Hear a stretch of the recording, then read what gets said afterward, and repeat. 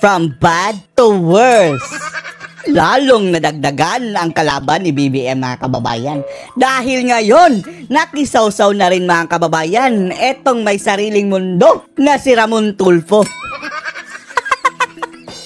Si Montulfo na nagulpi ni na Raymart mga kababayan at Claudine Barreto na although anti-Duterte ito mga kababayan ha, pero unti-unti na rin itong nagiging anti-Marcos mga kababayan.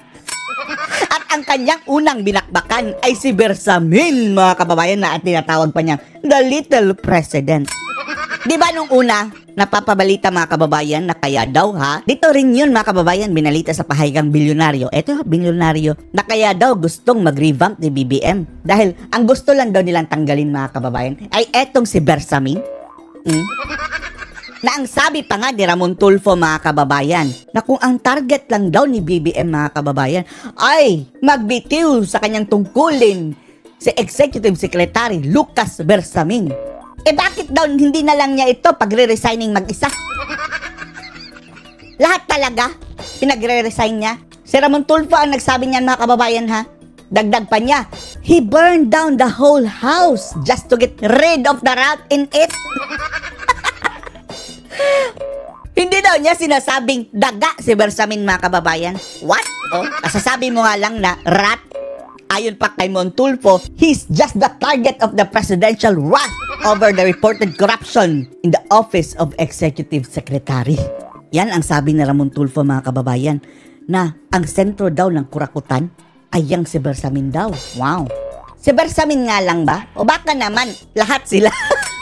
Ewan lang natin. Dagdag pa niya, nagbebenta daw mga kababayan ng cabinet position etong si Bersamin. Kaya daw napapabalitang masisibak. Wow. Si Ramon Tulfo ang may sabi niyan mga kababayan na, pero paano na yun ngayon Montulfo? Kung yan ang akusasyon mo, it's either true or false mga kababayan. Kung true, nagbebenta nga ng posisyon si Bersamin, tiba-tiba siya ngayon pala. Dahil nabakante ang mga posisyon mga kababayan eh. Oh, di ba na-retain si Bersamin? Siya pa nga ang pinakauna mga kababayan na na-retain ni BBM. Kung ang akusasyon ni Tulfo mga kababayan na nagbebenta ng posisyon niyang si Bersamin, ngayon mga kababayan, limpak-limpak pala Montulfo kung gayon. Dagdag pa niya mga kababayan, the Executive Secretary is primus inter pares. Ano daw? Latin word siguro yan mga kababayan na meaning first among equals, among all the cabinet members. That's why daw mga kababayan, si E.S. Bersamin ay tinuturing na Little President. Kawawa naman daw yung ibang nadamay, sabi ni Montulfo. Pero hindi rin mapagkakatiwalaan ito si Tulfo mga kababayan. Ito yung artikulo ng bilyonaryo mga kababayan ha. Ito ang sabi ng Billionaire News Channel, Little President, big embarrassment. Embarrassment daw. Tulfo, meaning itong si Montulfo mga kababayan, blames Bersamin for palace corruption. Bakit si Bersamin lang ang iyong biniblame? Montulfo. Akala ba namin matapang ito si Montulfo mga kababayan? Bakit ang biniblame lang niya si Bersamin? Bakit hindi mo mabiblame si BBM? Dahil kung alam mo nga yan na kung totoo man lang yan sinasabi mo na nangungurakot si Bersamin, how much more si BBM mga kababayan? Anong ibig sabihin mo dyan, Tulfo? Bakit siya na-retain ngayon? Ibig bang sabihin mayroong hawak si Bersamin na alas laban kay BBM? Na hindi niya ito masibak-sibak dahil baka ilabas si Bersamin? Okay, whatever. Ayon pa dito sa Facebook post ni mga kababayan ha, ni Ramon Tulfo, na ayon daw sa kanyang source mga kababayan, sa Malacanang, may puting ahas din daw siya. Na-disappointed daw sila masyado mga kababayan dahil sa retention ni Lucas Bersamin as Executive Secretary. Ang akala daw nila, baka pinasakay lang kayo Montulfo, na BBM ordered supposed massive shake-up of his cabinet just to give Bersamin a graceful exit. Bakit hindi ito fact-check mga kababayan? Ang bilyonaryo, pahayagang bilyonaryo yan ha, nagkakalat ng maling balita eh. Kung mga vloggers, ang dali ninyong ipa-take down yung post o ganyan-ganyan. Pero yung kapwa nila mainstream media, mga kababayan, walang action sa itong mga fact-checkers. Anong action nyo dito kay Montulfo at sa bilyonaryo na nagsabing si Bersamin ang subject, tapos ngayon, mga kababayan, siya pala ang na-retain. Oh. Ayon pa kay Tulfo, mga kababayan, grabe daw kurakutan dyan sa Office of the Executive Secretary ni Bersamin. O Bersamin, kasuhan mo si Tulfo. Siya ang may sabi niyan, ha? At ang numero 1 problema daw, mga kababayan, dyan sa Palasyo Malacanang ay ang office ni Bersamin. At siya ang numero 1 problema ng BBM administration. Basahin niyo sa post ni Montulfo, ha?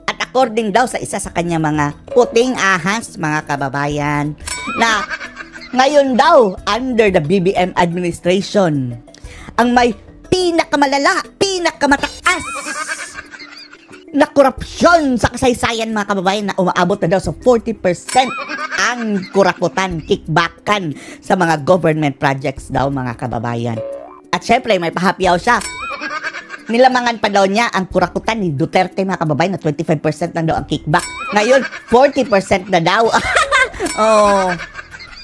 Dinamay mo pa si Tatay Digong, wow. Ngayon talaga, mga kababayan, nakikita naman ng tao na grabe naman talaga yung sinasabing corruption. Oh.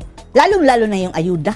Dagdag pa niya, being the little president, Bersamin is supposed to act like a watchdog. Dapat daw tagabantay, mga kababayan, sa presidenteng BBM.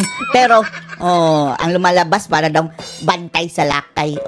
Siya ang kumakagat daw, mga kababayan. Siya ang nangungurap, sabi ni Montulfo. Bersamin.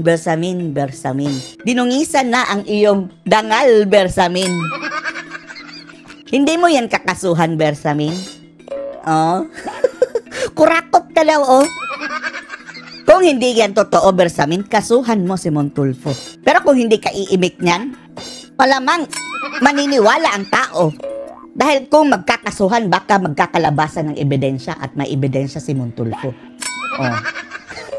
Bahala na sila, mga kababayan. Hayaan natin silang magkakagatan.